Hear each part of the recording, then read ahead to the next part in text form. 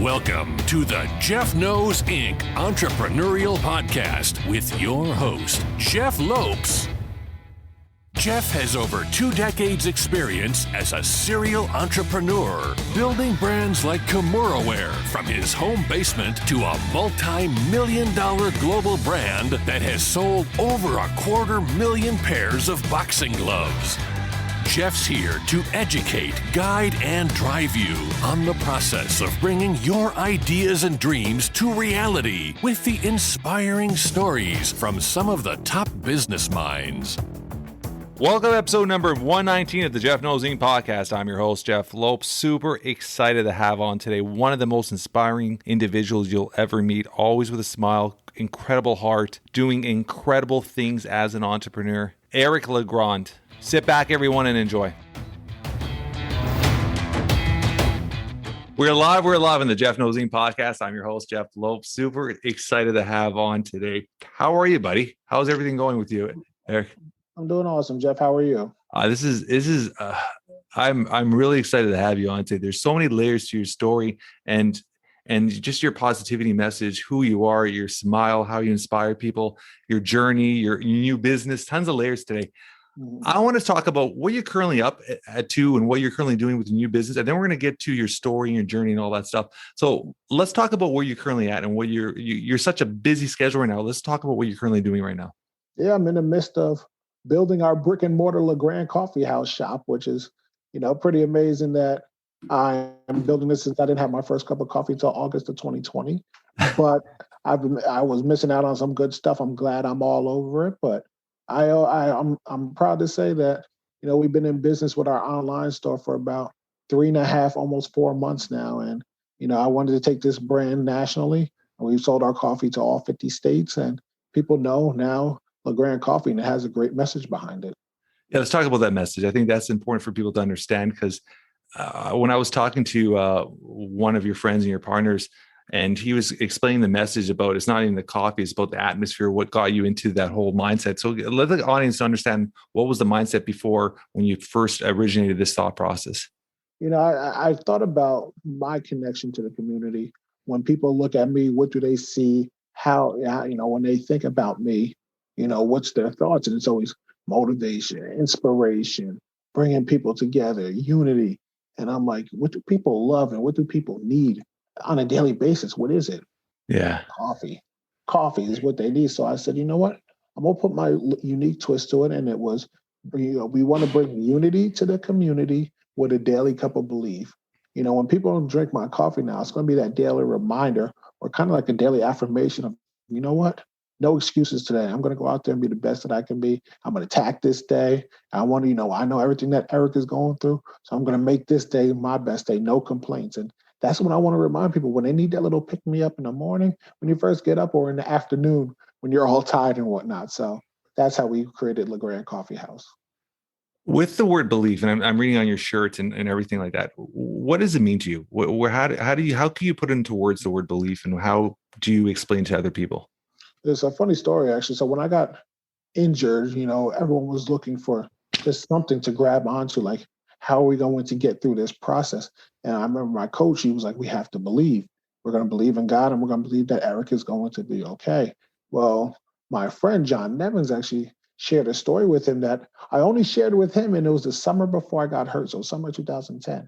In our locker room in Colonia High School, where I went to high school at, there was always a sign, believe, that we used to hit before you go out the locker room onto the field. And I always used to tap the EL. I didn't tell anybody that, but those were my initials, Eric LeGrand. So I always used to tap the EL in the sign on my way out. I told my friend that story, how I used to always hit the EL before, the summer before I got injured.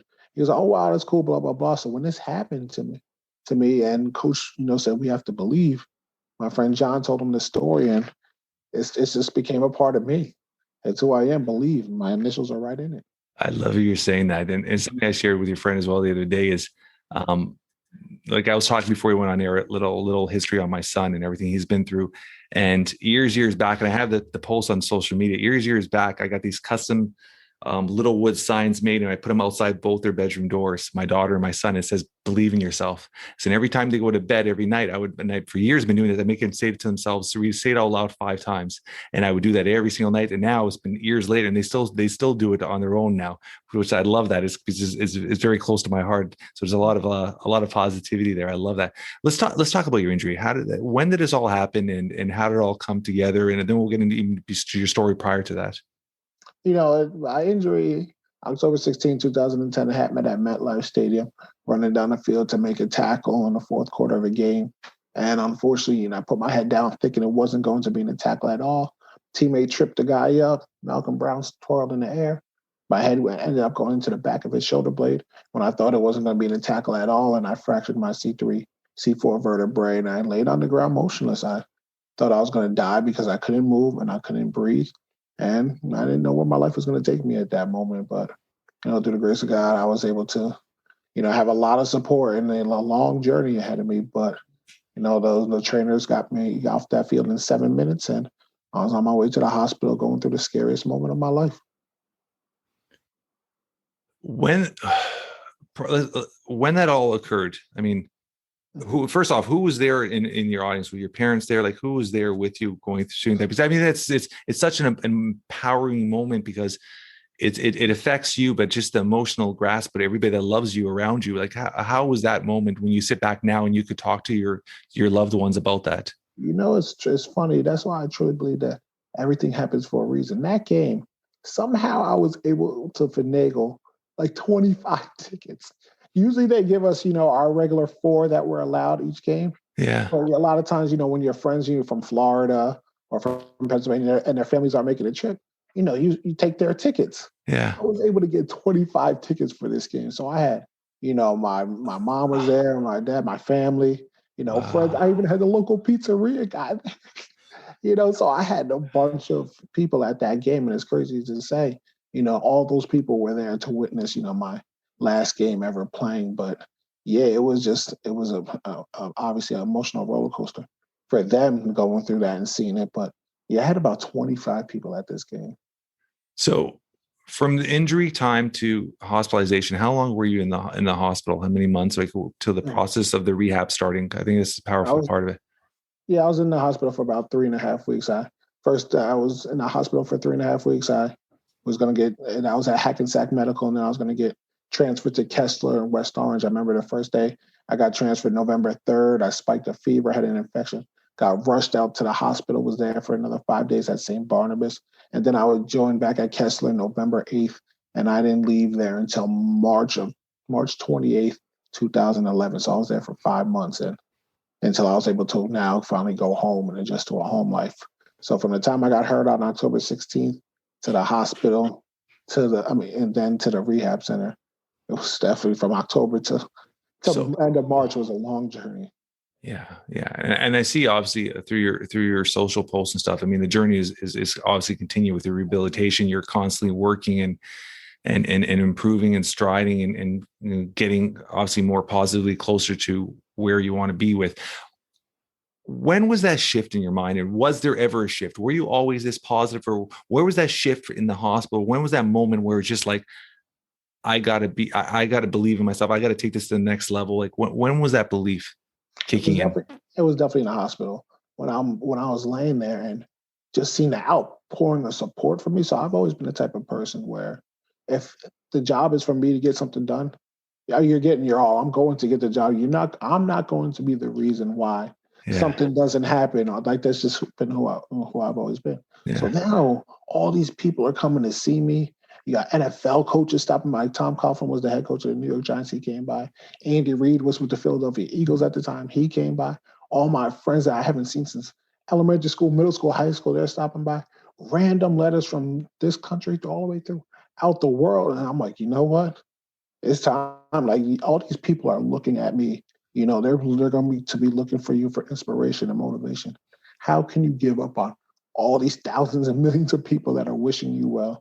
Obviously, no one would have faulted me if I did, but no, that's just not me. And that flip kind of switched. That I put my trust in God, put my faith in Him, and from there I said, whatever I can control, I'm going to control.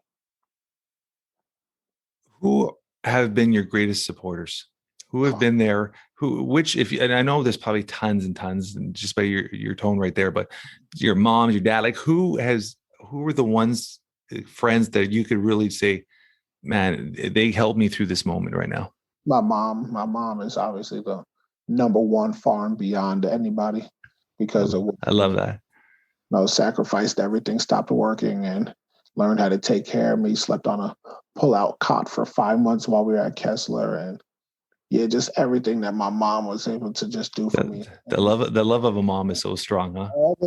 Everyone sees me, when I'm on TV, the cameras, the podcast, smiling. No one sees the behind the scenes where mom handling the insurance, getting my medication, like all that stuff, running the household. Like no one sees that stuff. That's my mom. But obviously my aunt, my family, my aunt's the biggest prayer warrior in the family, my uncle, my sister, my nieces and nephews, they keep me going. And I have a great group of friends. I'm proud to say a lot of times people lose touch with their hometown friends and people they grew up with. Now, not where I'm from. We're in our group message of 14 of us that we still talk, and we rip each other and have a great time every single day. I have a group of friends of college and teammates that I met and people that we've met along the way. I have a group of friends of that. So they keep me going. I have about 3 or 4 separate group messages of friends that just each and every day we have fun and we banter at each other and stuff. It's just, that's what keeps me going. And obviously just all the random people that have come along my way. And now they're part of my team LeGrand family that have supported me. So my support system just runs far and wide, and I'm so thankful for that. Yeah, I mean, it's a testament to who you are as a person too, right? I mean, your attitude, your mindset, your heart. I mean, that attracts people. So I mean, that's the thing. I mean, there's I mean, injury aside, I mean, that who you are would attract those people anyhow, right? And so I think it's just it's an amazing character of who you are and what you believe in. Let's talk about Eric growing up. Where'd you grow up? How many siblings you have? Like, how was your childhood growing up? Yeah, I grew up in a single parent household. My dad moved out when I was 5 years old, but he moved into the town next to me. I always said my dad was there. Yeah. My dad was there for me. He came to all my games. If I ever needed anything, he was there. But my mom raised me. My mom turned me into who I am. I had a sister who's 11 and a half years older than me. That's a big gap, huh? Yeah, there's a big gap. So when I was 7 years old, she was going off to college. Wow. And then when she came back, got her home. When she came back now, I was in middle school, and stuff like that. So we were, far apart, but we still, remain close and whatnot. And I grew up in a town that is very diverse. I love to say that. You have white, you have black, you have Latino, you have Asian, you have Middle Eastern. You get everything in my town in Avenel. And that's why I say, especially in the times we're living in now, when people sometimes they grow up around only one person. I'm like, I've been diverse. That's around my whole life. I know this how white people think. I know how black people think. I know how Asian people think. People that believe in Muslim religion. I've been around it my whole life. I'm exactly like that. I'm like, I grew up in Toronto, Canada, and it's such a hot pool of just multicultural, right? I mean, a high school was just, it wasn't like a group of Asian or a group of black or it was everybody mixed together. Everybody was just friends. It was a great culture. Like my best man at my wedding is Jamaican. Like it was just who you hung around with, who you grew up with. That was it. You didn't think about that. So now I'm very much like you. So you see all this hatred in the world and all this stuff. It's just like, wow, like how is this happening? And I'm a strong believer, Eric. Honestly, I talk about this all the time. Actually, it all starts from no one's born racist. No one's born with hatred. It all stems from the parents. And I think if we could really grasp the hold of parents and educate them and teach them how to educate their kids, it will never change, but it will slowly start getting into more of the positive vibe. And I think right now it's just it's hard because kids are they're brought in, like you said, they're brought in to an area or grown up in an area where it's just they're in one culture or one society, and there's no diversity there, right? Absolutely. And I've been in conversations before. Actually, recently, last month, I was in a conversation with a friend and just talking, and I was like, yeah, Ramadan is, coming up for the Muslim relief. And they're like, what is that? And I'm like, really? I'm like, it's like one of their holiest times of prayer and fasting. And I'm Yeah, like, oh, I never heard of that before. I'm just like, whoa, that's because cool. my whole life, growing up, especially when we were playing football and they were going through Ramadan, they weren't allowed to drink at the water, like they're spitting out the water. Like I've seen that my whole life. Some people may have no idea what that is. So That's crazy. It's crazy when you think about it, huh? it really is. Like I've been around just so many different cultures and backgrounds, and Yeah. that's why I think I have that feeling. I know how to interact with so Yeah, many that's people. that's That's me. why Yeah. people know how to they gravitate towards me because I just been around it my whole life. Yeah, I love it. I love it. So did you play other sports growing up, or football was always your go-to? Baseball and basketball, and I actually thought that baseball was going to be my calling. I was a very good pitcher growing up in center fielder. Yeah. Had to clean up. Yeah, I was very, very good at baseball. But then freshman year, I got to play my last 3 games of varsity in high school. I played freshman basketball and freshman baseball. But during the Yeah. baseball season, I got offered a scholarship, to Rutgers, and from there, I was like, okay, that's my only regret in high school. I wish that I would have played all three for all 4 years, but I stopped baseball and I stopped basketball, and I just focused all on football, lifting, and all of that. I'm proud to say I only missed one weight room session in my 4 years in high school, and that was because I had to go to a math tutor. I literally committed myself to the game of football. How is your involvement with the game now? Are you still involved? Like I know obviously you do public speaking, do other stuff. And I saw some photos of you around a couple of the pro teams and stuff like that. How's your involvement? Do you give back to the schools, like talking to students in the football community, or what's your involvement with that now? Well, yeah, I'm a sports broadcaster, so I call all the Rutgers football games and stuff. So Oh, I I'm didn't a even know that. Oh Okay. yeah, I'm a sports And broadcaster. I do that too. I call all the Rutgers football games. I work the coaches radio show how long you been doing that for? since 2012. I want to say, yeah. I So I love it. I love it. I love it. with the Big Ten Network, ESPN Radio, Sirius XM Radio, breaking down college football. So I'm very heavily involved in the game of football still because I always say football's made me into the man that I am today, and I love the game of football. So I'll never have any remorse towards it. So what got you into that? How did you get? I mean, that's a different skill set altogether. The broadcasting and all that stuff like that, right? Breaking down the plays and all that. What got you into that? And how did that fall into your lap? My whole life, actually, I said I was my career path for me was playing. Go to the NFL, go have a long career in the NFL, retire, become a sports broadcaster. Ever since I was a little kid. Seriously, huh? So when my career of football got cut short, I said, okay, maybe let's try out this broadcasting thing and get into it. And I had to learn, that's for sure. I especially doing a lot of radio stuff.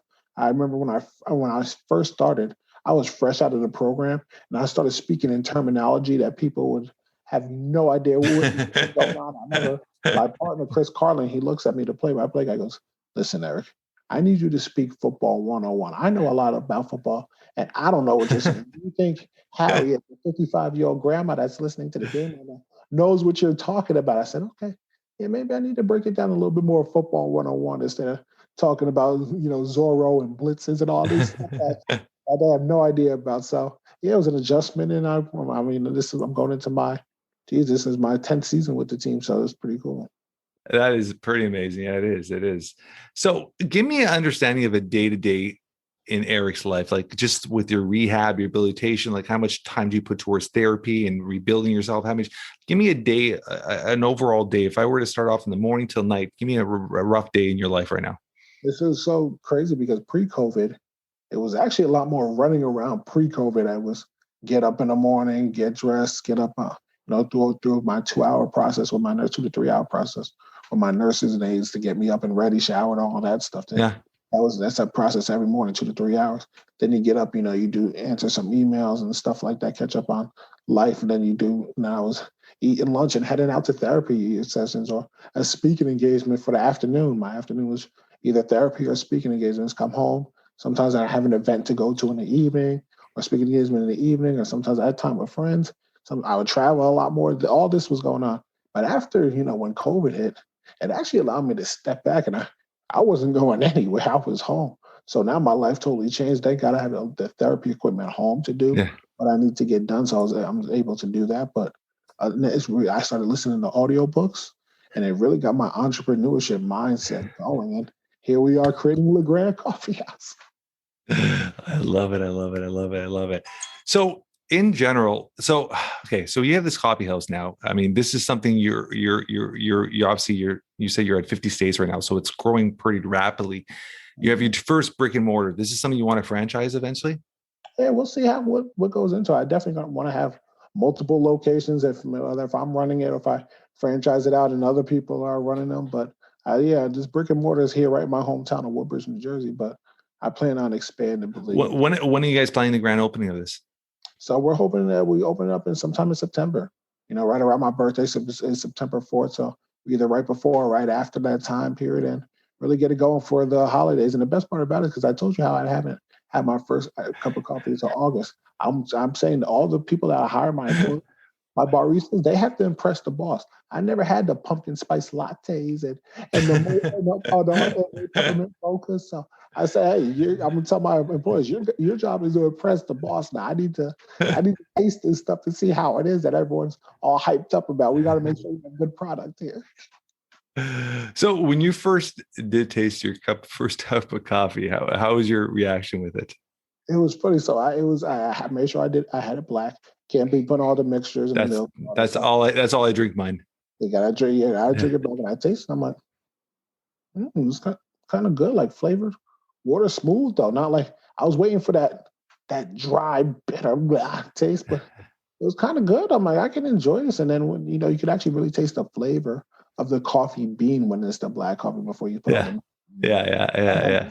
This ain't some bad stuff. And so I drinking that, and then I tried some cold brew. I'm like, oh, this is good stuff. And then I'm really venturing into the iced coffee world. I'm like, all right, for the iced coffee, I don't mind mixing in all the sugars and stuff because it tastes just so much better. People are like, you're drinking milk. I'm like, I don't even care. But in the morning, it's usually black. It's black coffee. Put maybe a little bit of half and half in there. So that's my hot coffee in the mornings. And then if I have some in the afternoon, I take some ice. I love it. Where else does your entrepreneurial juices take you? Are you doing any other ventures right now, or is just more the broadcasting, the coffee? No, obviously my motivational speaking career, but my T-shirt that you see I'm wearing, I actually opened up my own, a clothing line called Shop 52, which opened up in August of 2019, and we're able to, get our shirts out there. My first shirt that I made was a role model, but I want to put a unique, twist to it because I was looking for words that people describe me as, and role model came to mind, but I didn't want to spell it ROLE. I wanted to spell it ROLL because obviously and role model. Then my friend was like, you got to make the O the handicap sign. And I'm like, oh, that's good. So we sold a bunch of, after I've launched that, and a bunch of my celebrity friends were wearing it, posting it. It was just a great launch. And it's just built into the Believe 52. We actually just launched last month our new shirt called Leave Your Mark. And it has my like the wheelchair tire marks with the 52 in it going across. And it's all about leaving your mark in this world, making a difference, making an impact on somebody else. So, and kind of like an inspirational brand. So that's, something I have also that's been cooking in the kitchen. And I got things planned for the future. I can't tell you about them now, but I'm always up to something. I love it. I'm just like me, man. I've been an entrepreneur for 25 years. So just always build and grow and try to do as many possible things as possible because I love building and growing things. With yourself now, with your as you're starting to get into this entrepreneurial juices and you're starting to do developing all these things, where is, like you said, like what I would say even time for yourself? Like when do you sit down and say, you know what, like sit back and enjoy this all, or have time to really be, life's been really busy right now. When do you have time to actually just sit back and really just vision everything and just enjoy it for a bit? Those are my nights now. Usually before COVID, especially in my 20s, I traveled a lot. I'm not gonna lie. Yeah. I was in Miami, I was in Vegas, I was in Cali. I lived Mexico, Cancun. And this is all for the speaking, or this was just enjoying life. Oh yeah. I used to travel, vacation, all that just to kick back and just enjoy that. Now my time, because of COVID, I haven't been traveling like that.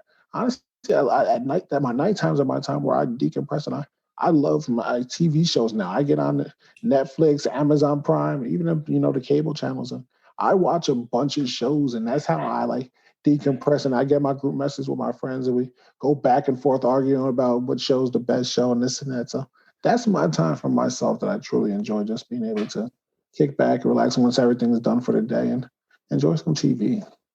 I love it. I love it. I love it. Where do you see with yourself? Have you written a book yet? I did. I came out with my first book in 2012. It's called Believe, My Faith and Tackle That Changed My Life. And then the children's version was Believe, A Victorious Story of Eric LeGrand. And I can't wait to, continue now, once now I have my entrepreneurship dreams coming together. I can't wait to write my first business book. I love it. I love it. How, when you did your book, did you do a tour of your book, or did you just, how did that all work? Yeah, I have my writer of the book, my ghostwriter, and all that type of stuff. That was a whole process in the making right there. That was wild. But the tour, from start to end, how long did it take you with a ghostwriter? Because people that don't understand ghostwriting, it's a different world altogether. First off, I think that guy still to this day knows more about myself than I even know. But yes, I was able to work with him, and he was in San Diego, so I was in Jersey. And a lot of times we worked together at night. So he would call me at like 11 p.m. at night. It's 8 p.m. his time. And we would be on the phone until like 2 a.m. in the morning, just talking, interviewing, asking questions after questions. Then he flew out here and he met with myself, my family. He would interview us for 8 hours for the entire Friday, Saturday, and Sunday, 8 hours. That's why I said, I even know about myself. From there, he would go back, and then he would write up a chapter, send it over to my mom and I. We would read it, make our edits, and be like, no, this is how it happened. Okay, yes, you got that right. Send it back to him. Then he would send it to the editor, and they had to confirm it all. And then back and forth. And it took about 3.5 months. And it was just like, oh, finally, like we're done. But so that's not bad. 3.5 months. You hear it was a lot of work. We were moving. As I said, a lot of late nights. We were moving to get this book done. We released that September 25th of 2012. And what made you do a children's version of it? Because I feel like a lot of children, they especially even more now than even back in 2012, they seem to take well to my journey, my story, and who I am and what I've overcome. Especially back, I was only 22 years old at that time too. So yeah, you're still very young. I wasn't exactly that much older than they were and what I went through and stuff. So they really, took to it. So it was really cool to be able to release a children's book. And then we did the little book tour, through different bookstores throughout New Jersey and having, the signings and stuff like that. It was pretty cool. It's something I never really did. So I enjoyed it. Do you have any hobbies something that you do, like you said, do for yourself, any hobbies or anything you collect or anything like that? Just for the audience to get a different understanding of who you are. I like to collect jerseys and autographs. Like I have so many jerseys in my closet. I was actually just going through them the other day of like, I got to start working on these and get these signed in frame. Like I got my Steph Curry one framed here. I got my Ray Lewis one framed there. I got to get Michael Jordan's one framed. I got LeBron James signed basketball. Ray Lewis's helmets, or Game 1 helmets over there. Like stuff like that. Like I love being able to have like jerseys and stuff on the wall. I love it. I love it. I love it. With yourself, with your line, your belief, do you have a jersey, part of it, or just t-shirts and sweaters? We're just doing t-shirts and sweaters. Like in the past, when I first got injured, people created the Believe 52 jerseys. I was going to say, yeah, I can see that selling. They did that. Yeah, they did that. At the beginning, there was also people who wanted the Believe 52 jersey, especially when they put the block R on it, like the Rutgers. Yeah. So those were cool. Yeah. So we'll see how we continue to adapt with our Shop 52 gear. But yeah, the jerseys are pretty cool. Yeah. Through all the public speaking you did and all that kind of stuff like that, is there one or one or more moments that really stuck out? Somebody you talked to, or a school you inspired, and somebody came to talk to you after? Is there any stories that really, really took to you that somebody you really changed their life or changed their mindset with? There was this one kid. This was way back early in my speaking engagement. I was speaking to a middle school, and I was up in the inner city of Jersey City, New Jersey. Yeah. And I got to speak there, and this one kid who was blind came up to me, and he was, I want to say 12, 13 years old, and he goes, Eric, your story inspired me so much. I may not be able to see you, but now I see the world as a better place after hearing your story. And I was just like taken back, because I was young at that. I was like in the very beginning, maybe 21, 22 years old. And when that kid said that to me, I was just like, wow, like that's special. Like powerful. That's powerful. Like this is, you're in the right place. You're doing the right thing. was like kind of like a confirmation. This is your mission here, Eric. This is what you're supposed to be doing. I love that. I love that. It's so, so powerful, right? Very, very powerful. So with your how many business partners do you have in the cafe business? Oh, we don't have many that are the day-to-day operations is still there. We're bootstrapped. We're not having too much. I don't want to branch out more until we have, obviously the storefront. But I got a nice little team between my media team, the marketing team, and our shipping team. We got we've been doing a lot of cool stuff to build the brand together. So we'll expand more once we. But do you actually have partners in the business, or is it just so how many partners? Yeah, I brought some partners in. I want to take care of my family and friends. People that are close to me. I allowed them to come in on my first one. Just to the people that are near and dear to my heart. I love that. I love that. You seem the type where that's all I was asking you. You seem the type where you just you don't forget about the people that are there with you. Yeah, I make sure I take care of people that have done good to me. Have been there since I was 5 years old, and people are there since I've been born. I make sure I take care of my people. Is there any takeouts? I mean, obviously you said there's so many layers to what happened to you with your accident.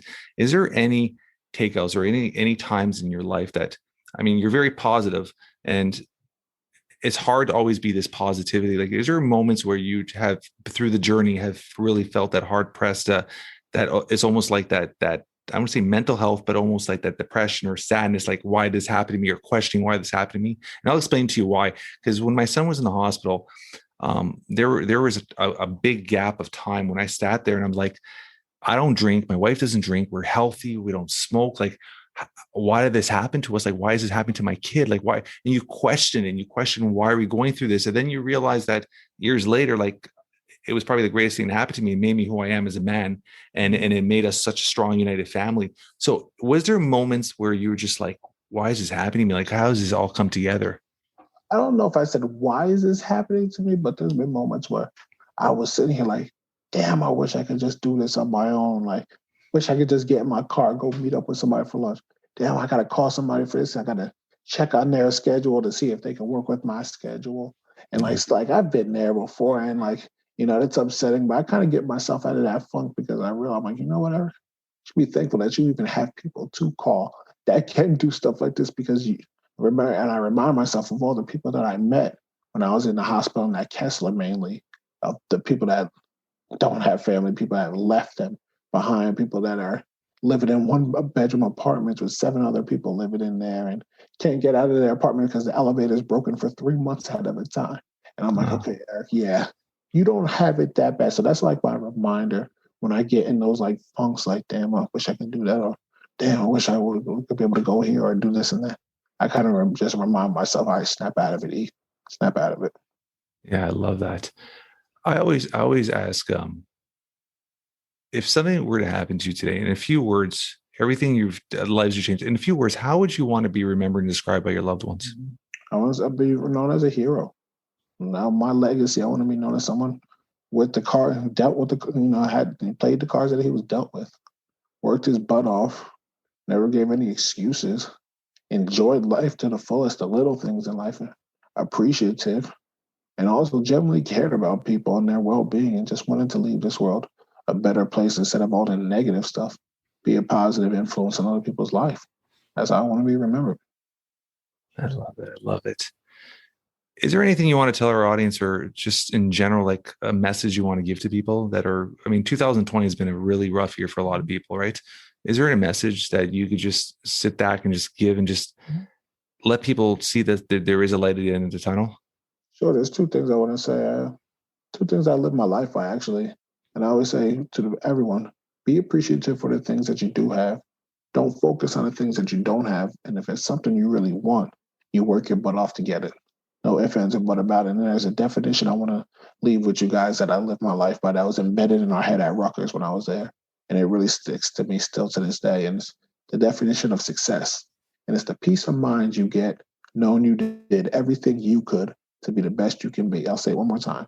It's the peace of mind you get knowing you did everything you could to be the best you can be. So at nighttime, when you look at yourself in the mirror, you can say, you know what? I gave it my all today. There was nothing left I could give, whether if that's in school, on a work project, with your family, whatever it is. You gave it your all, you should be able to put your head down on that pillow at night and sleep at ease. And if you didn't, God willing, you wake up that next morning, when you look yourself in the mirror again, you say, you know what, today, I'm going to make today my best day. And watch when you start adding those days up day after day after day. Watch where your life will take you. Yeah, the wins and wins. Take every day as a win and win. Yeah, I love that. I love that. It's so simple but so powerful, right? Very. I love it, brother.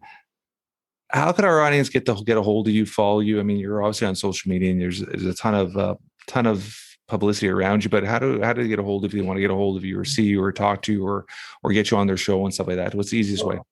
Go to my website, ericlegrand52.com. From there, you can visit, me, book your speaking engagements, media request, visit our Shop 52 website there as well. And then if you want to get some of our Daily Cup of Believe, our coffee is LeGrandCoffeehouse.com. Be a part of our movement and be a part of our journey, and just trying to impact this world. And also my foundation, Team LeGrand of the Christopher and Dana Reeve Foundation. Our mission is to find a cure for paralysis. So also keep up with us throughout Team LeGrand stuff. So you can find me on all those different platforms, and also every social media that there is out there. I appreciate it, brother. I want to talk about one last thing you just said there, and something I wasn't aware of. When I do these interviews, Eric, for you to understand is, I try not to study the person. I try not to learn about the person. I want to be as curious as I can. So when I hear something, I just talk about it. So I think it gives more of a natural conversation than having set questions. Your foundation, when did you start that? What's that about? Let our audience know, because I think that's very, I want to learn a little bit more about that. So the inception of Team LeGrand was in September of 2013. And it all started when I did a Christopher and Dana Reeve Foundation when I originally got hurt.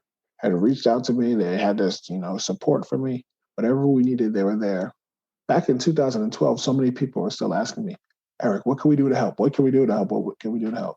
So I spoke with my mom, and I'm like, you know what? Maybe it's time for us to create that foundation that, so many people have told us in the past. And I remember saying, Mom, what's up with those Christopher and Dana Reeve people? Like, well, maybe we should partner with them. She goes, yeah, they've been there from the beginning. And I remember I said to my mom, I'm like, who is Christopher and Dana Reeve? And she goes, you don't know who Christopher Reeve is? I'm like, am I supposed to know? She goes, the original Superman in the 70s and 80s in the movie. I got original Christopher Reeve statues of him up here. Right behind your elbow, too. Behind you. There's another one there. Yeah. And I said, Mom, you realize I was born in 1990? I'm sorry, I don't know who. Then I researched them. I said, probably should know who that is. But very, very powerful, man. I grew up with that, right? That was a huge part of my childhood. That was January 2013. We spoke with them, got all set up, and then we launched in September of 2013. And I'm proud to say we raised over $2 million for spinal cord injury research. And we're today's care, tomorrow's cure. That's our motto, and we're gonna find a cure for this one day. But in the meantime, I love how his wife has really taken that journey on to another level. Like, she has embraced that to the max. She did, and unfortunately, she passed away a little bit after. She has. So who's running the foundation? So is it his family that still runs it? You got a few of his kids that are on the board, and yeah, it's just grown into a full blown of people just supporting the foundation. And I love that. Before he passed and whatnot, and just the spinal cord injury community. Unfortunately, like I said, he passed away, and his wife, like a year or two after. But wow, okay, I wasn't aware of that. Yeah, I was aware of his passing. I wasn't aware of his wife's. Yeah, so we're living his mission, and that's when we want to get a world of empty wheelchairs, and that's what we're trying to do. And I feel like the torch was passed on to me, and now I'm trying to live out his legacy. I love that.